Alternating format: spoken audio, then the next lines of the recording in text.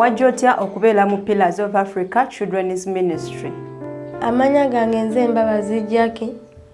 Naye simanyi oba omwana atalina bazadde asobola okubeerawo n'essanyu eryeyagaza okutuusa ddala najja mu Pillars of Africa Children's Ministry. Luno lwe lugero lwange. I grew up with my mom, who was taking care of me in every way. I never got a chance to see my father. I tried to ask my mom, "Where is my dad?" But because I was so young, she did not explain it to me. Life was going well until one day my mom got very ill. A few days later, my mom died because there was no medication. After my mom died, they took her to the grave and buried her. Many people were there. I tried to ask them where my mom had gone, and they told me that she had just gone somewhere to visit, and soon she would be coming back. I waited for my mom to come, but she did not come back. When I realized that my mom had gone for good, I sat on her grave and I cried a lot of tears. That is when my suffering truly started. As I was still crying, one of our family members, whom I called Auntie, came looking for me. She found me sitting at my mom's grave and crying. Reaching her place, I found other children who belonged to her. These children never liked me. I really suffered a lot. I used to do all of the housework alone while those children just sat doing nothing. I had to bring firewood, fetch water, wash clothes, cook meals, and everything else that is done in a home. Even though I worked very hard, they never liked me. I cooked their food and they ate all of it, but they did not allow me to eat with them.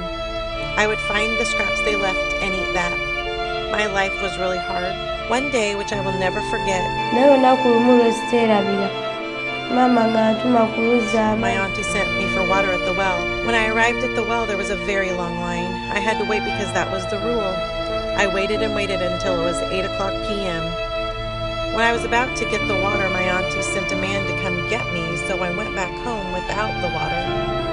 When I reached home, my auntie asked me what I was doing at the well all that time, and I explained to her that there was a long line. Then she asked me where the water was, and I told her I did not have the water because the line was so long. She beat me up and told me to go back to the well and bring back the water. I could do nothing except to go back to the well. Once again, I had to wait, and at 10 p.m. I finally got the water.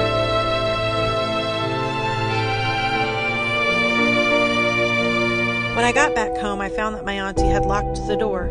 I knocked several times and she refused to let me in. I knocked one last time and finally she opened the door and asked me where I was coming from at that time of night. I told her I had just returned from the well. She took the water from me and then she beat me. After that, she sent me away and told me to never come back to her home. That night, I slept out on the veranda. Early in the morning, she opened the door and found me there. Once again, she sent me away. I was crying and alone on the street. I thought life would be better, but it was harder. It was hard for me to get food, water, clothes, and shelter. I used to sleep on the verandas of houses and eat from anywhere I could find food. I would beg for food from people and go to local parties to get food. I would sleep sometimes there or in houses that were abandoned. My life was like that for almost 4 months. One day on the street, I was very hungry when I saw a stranger looking at me.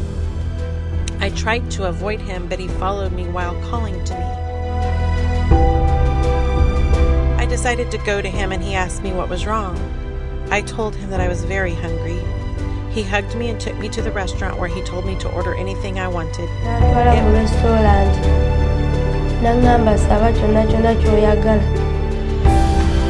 It was an amazing miracle to get a delicious meal.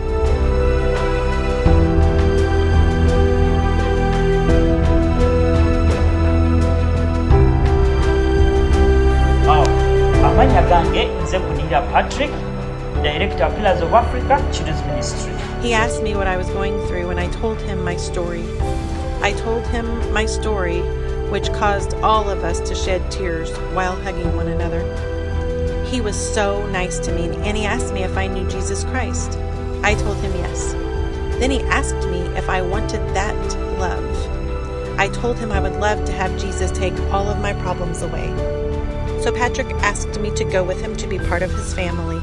I accepted because I felt loved already, and he looked like a man of God.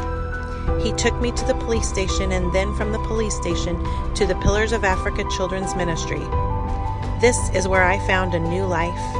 I saw a lot of children who were happy even when they were not with their real parents. I was so happy his wife, Mom Medina, welcomed me, and she took me to where I was going to sleep. The children welcomed me too, and they loved me too.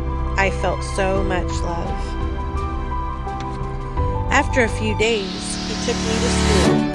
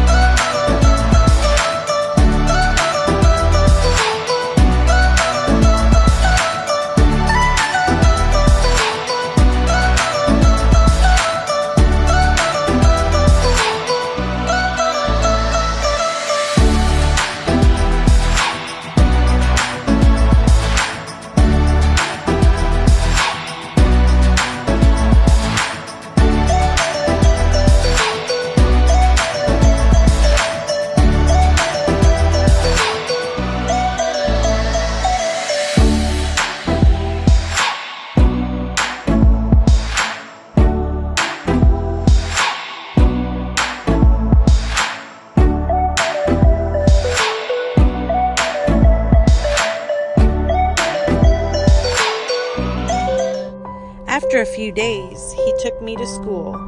I felt so much joy in my heart to be able to go to school. They gave me so many things. I feel that I am able to pursue my dream of becoming a doctor so I can help those people who can't afford medical bills. I want to treat orphans the same as all children. Surely there are many children out there who are going through what I went through. I pray for them every day. I would also ask everyone that hears my story to pray for these children and ask Uncle Patrick to look for those children and help them as he did me. I'm Balazi Jackie. This is my school, Little Primary School, Manyangwa. I thank God that I joined Pillars of Africa Children's Ministry because I get what I need. I'm happy that I will fulfill my dream of becoming a doctor to treat poor people. May God bless you. I love you so much. God bless you, Pillars of Africa Children's Ministry. I love you.